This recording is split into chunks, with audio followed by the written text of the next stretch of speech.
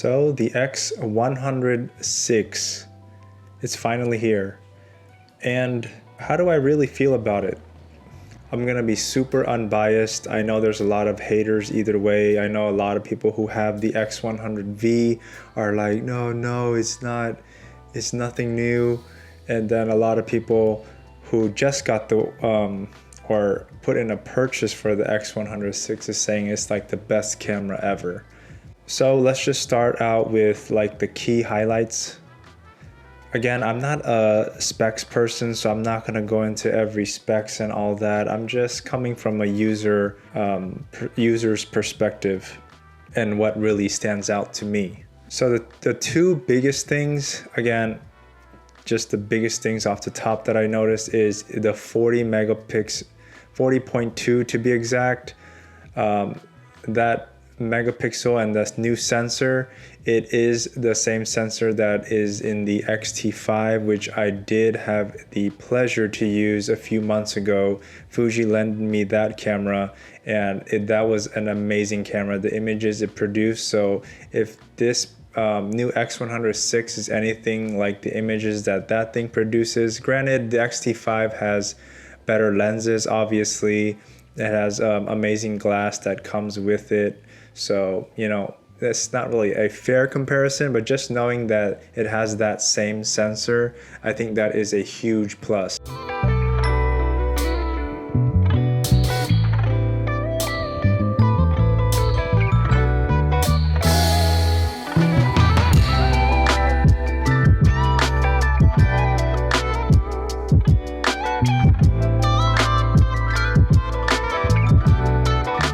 Now, the other thing that is a highlight, but to me, I don't really care about it too much, is the IBIS, that it is confirmed to have the image stabilization, and it has like 6 stops of ND filter for the IBIS. And again, big deal for some people. To me, obviously these are my opinions, don't really care at all.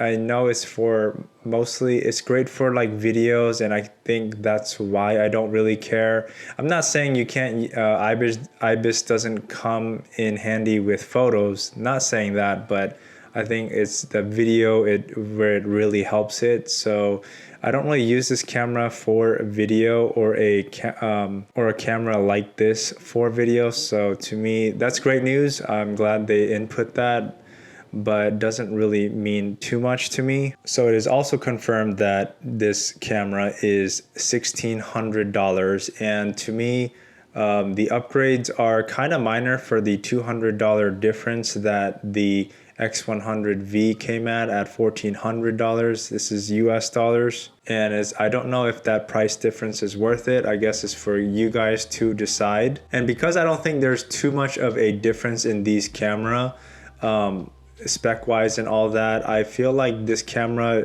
is just good for people who are looking for a camera, an everyday camera. And I feel like it's a perfect hybrid between a working camera and a travel camera.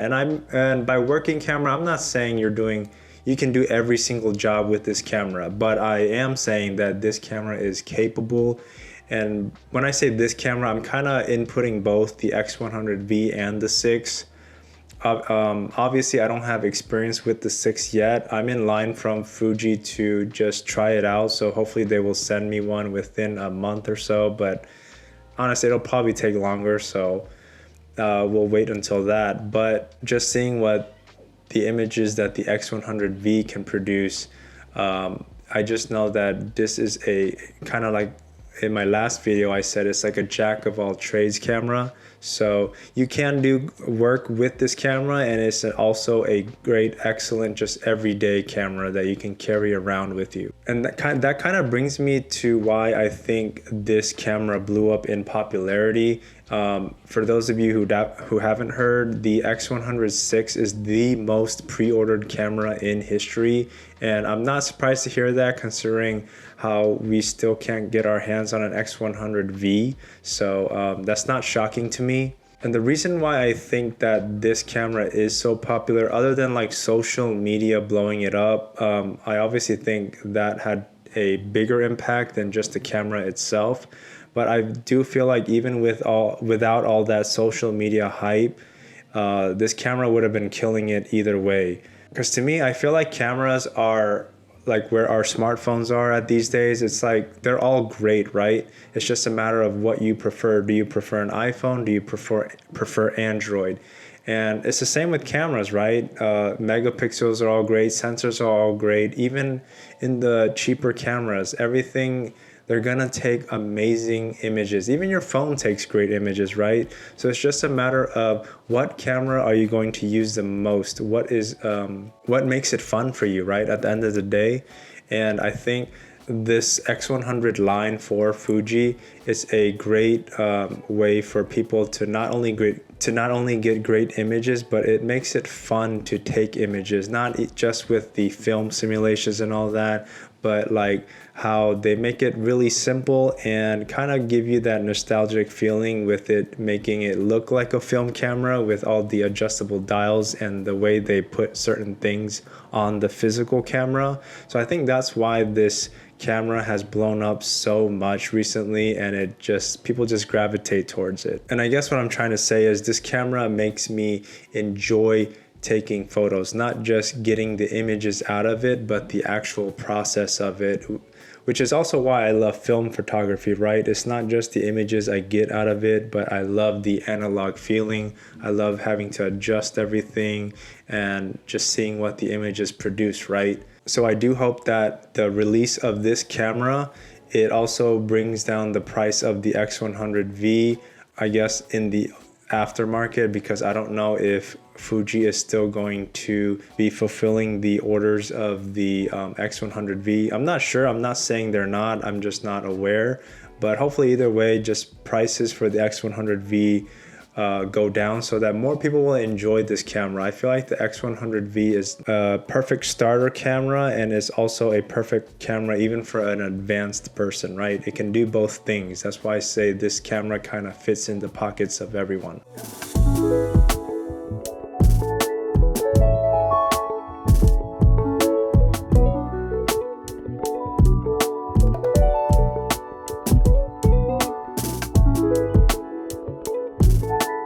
And that kind of brings me to the conclusion of whether I would upgrade to the X100VI. This is me having a X100V already for 3 years, and personally I wouldn't. And I'm only saying that because I have the X100V. I just don't think it's going to make that much of a difference. Now, if I'm a new person looking into whether I should get an X100V or a 6, yes, I would definitely get the 6. You know, $1,600. Yes, it's pricey. It's kind of hitting that $2,000 mark where you can get a lot, I guess, better cameras. I don't know if it'll be more user-friendly, but I'm not saying $1,600 isn't a lot of money. I hope in the future, with Fuji releasing more X100V cameras, or sorry, X100, the line, more upgrades to it. I hope they can stay at 1,600, because I do think that's kind of the top of like the sweet spot where people are willing to buy a camera like this. But that's just my opinion. So again, I don't think I will personally upgrade, but I do think this is a great camera for people who haven't dabbled in the X100 line yet. So that's kind of where I'm coming from. Let me know your thoughts. Have you guys picked one up yet? And what do you guys think of the price difference? Is it worth it for you guys? Let me know in the comments. I read every single one of them. And if you haven't already, please subscribe to the channel down below. I really do appreciate everyone watching. So I guess I'll see you guys in the next one. Peace.